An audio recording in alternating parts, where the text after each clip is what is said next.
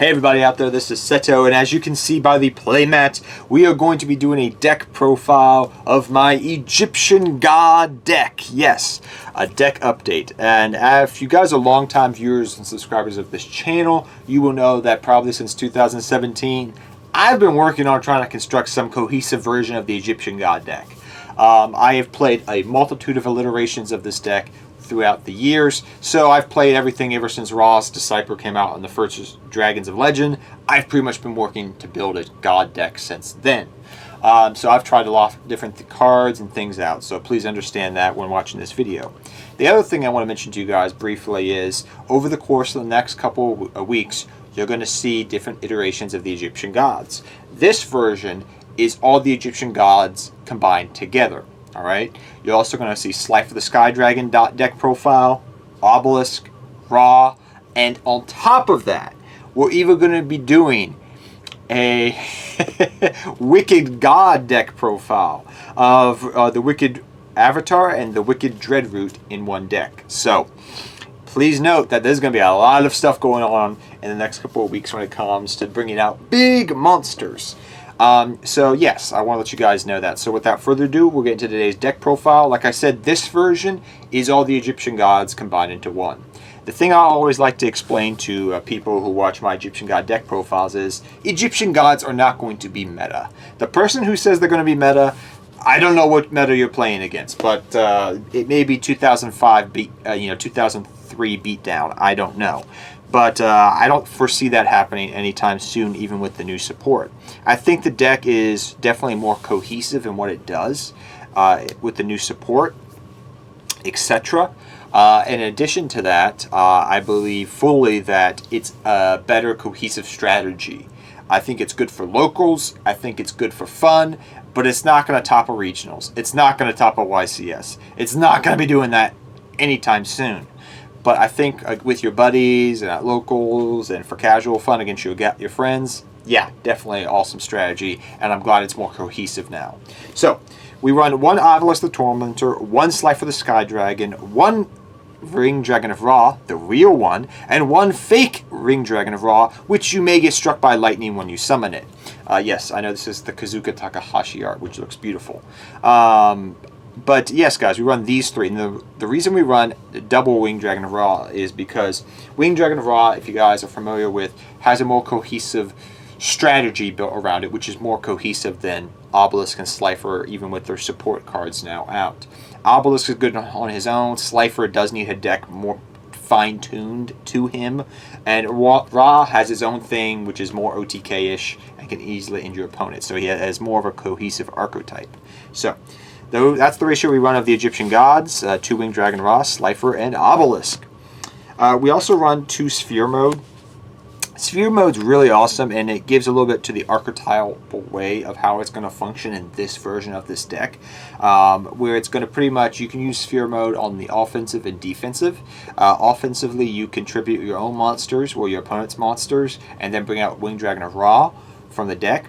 Defensively, you pretty much can get rid of your opponent's monsters, which is awesome, and get rid of problematic cards and break a field. That does come into play with this deck. So while some people don't like this if you're playing in an Egyptian god build of the deck, I find that it's still useful.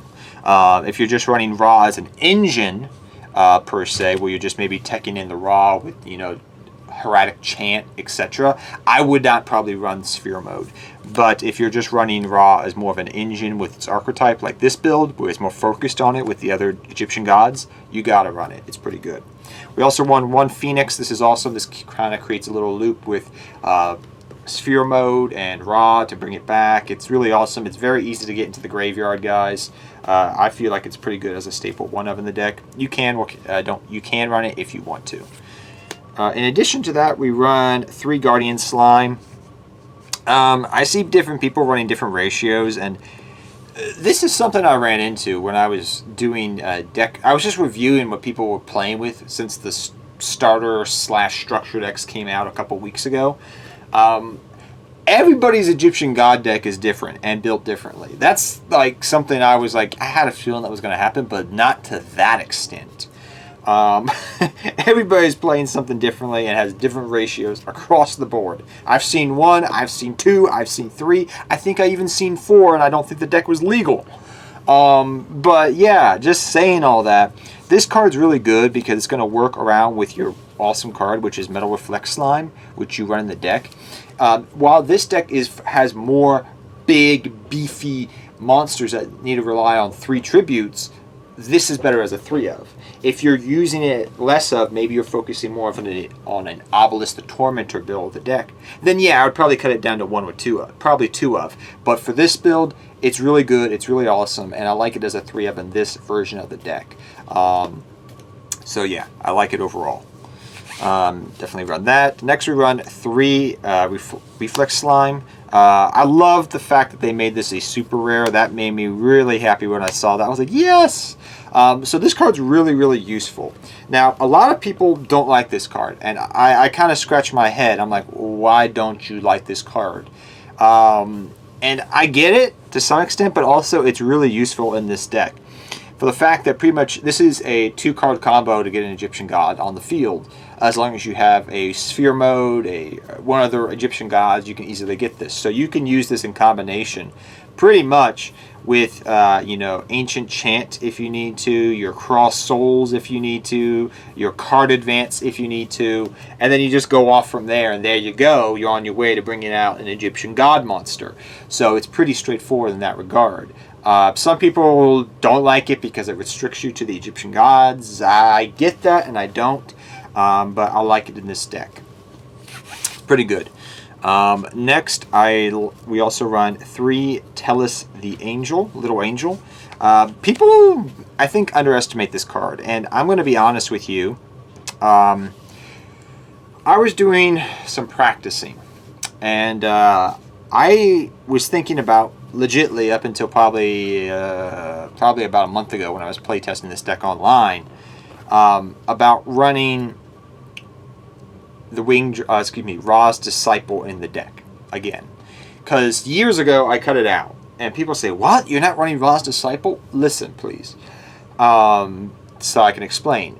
You do not understand the pain of when you normal summon a Ra's Disciple and it gets negated by an Infinite Impermanence, an Effect Veiler, a freaking Ash Blossom in Joyous Springs.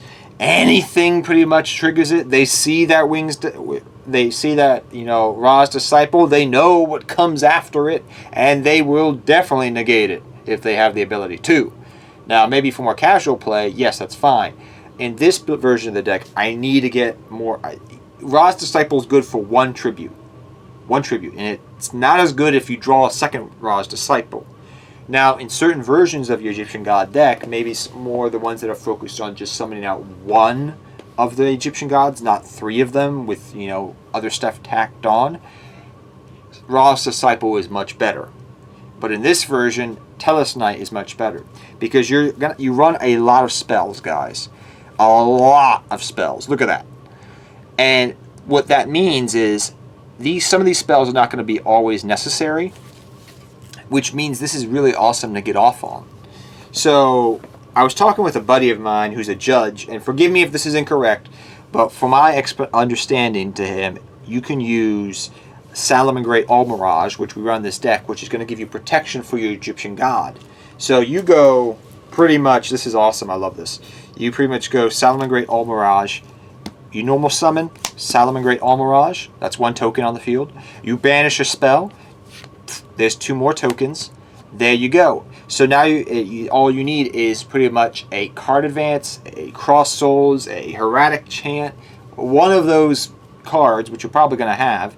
You've pitched a dead spell of your hand that you're probably not going to use. You have protection on the field to some degree with Salamangreat Almirage, which can also come back to be more tribute fodder. And on top of that, you know, with Salamangreat Almirage, you now have this for protection. You can bring it back for tribute fodder if you need to. You also have now in the field an Egyptian God. It's a simple, pretty much 2-card combo to some extent, and I love it. And forgive me if my judge friend told me incorrectly, but that's why I tried that. Where with Ring Dragon of Ra, Disciple, you go Disciple, oh, it got negated. I guess I can't do anything else this turn. Pass turn. This has the ability to at least do something else. So I've tried it out. I like it. I'm running it as a 3 of in a lot of my builds because it's just really good. It really is. The other card that we run in the deck is 3 Angel 0-1. We run 2 of these. A lot of people tell me, wait, why are you not running 3 of this card? This card is a staple 3 of, right? It is and it isn't. You have a this card's really good because it's going to help set off your tributes, especially if you combo it out with, you know, some other cards. But the thing is, it takes some setup. You have to have something in your hand to reveal the special summon it out.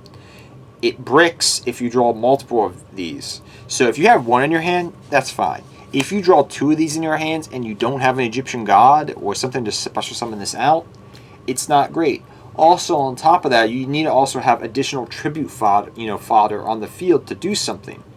So you can see how I'm talking about this. It is a little situational.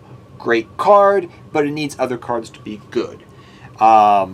So that's why I like it as a 2 of, because it bricks as a 3 of, I find. So that's just me from play testing that card to death.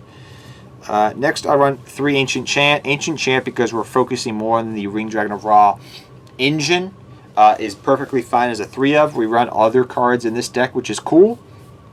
So I like the card as a 3 of in this deck. Pretty straightforward here on what we're trying to do. So 3 Ancient Chant, that gives you an extra summon. Searches Ra, Winged Dragon of Ra. That's awesome. We also have 3 Cross Souls. This is exactly what I wanted for this deck. A kind of a Monarch Storm 4th card for Egyptian gods, and that's what we got. And I'm so excited because as soon as I saw this card, I was like, yes, I cannot wait for this to come out. I thought it would take another year for this card to come out, but it came out a lot quick. I think this came out in the OCG fall of 2020. That's a quick turnaround for Konami time. So I'm so glad this card came out. So staple 3 of in pretty much any version of Egyptian gods. Love the card to pieces.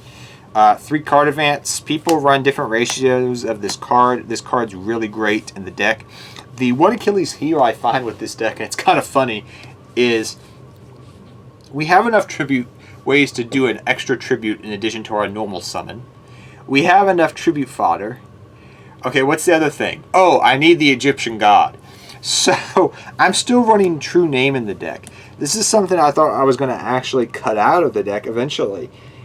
I found that it's necessary because the issue is you need the Egyptian gods don't really, besides True Name, have a way to specifically search themselves.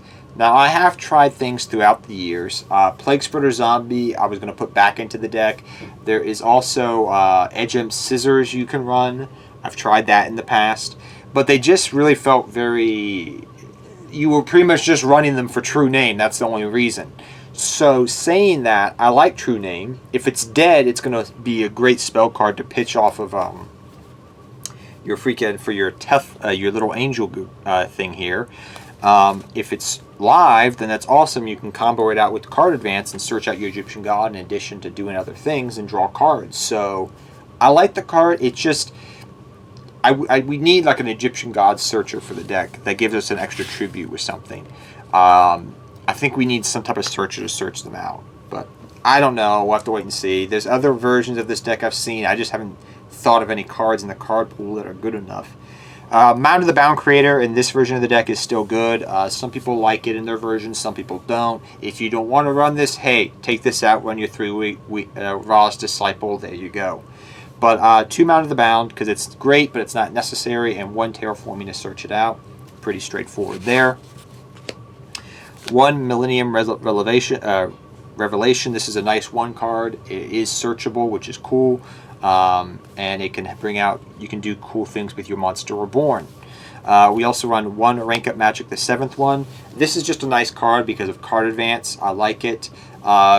It's one of the reasons I may try to fit Plague Spreader Zombie back in this deck because Plague really worked well with Rank Up Magic, the 7th one, and resetting it back on top of your deck.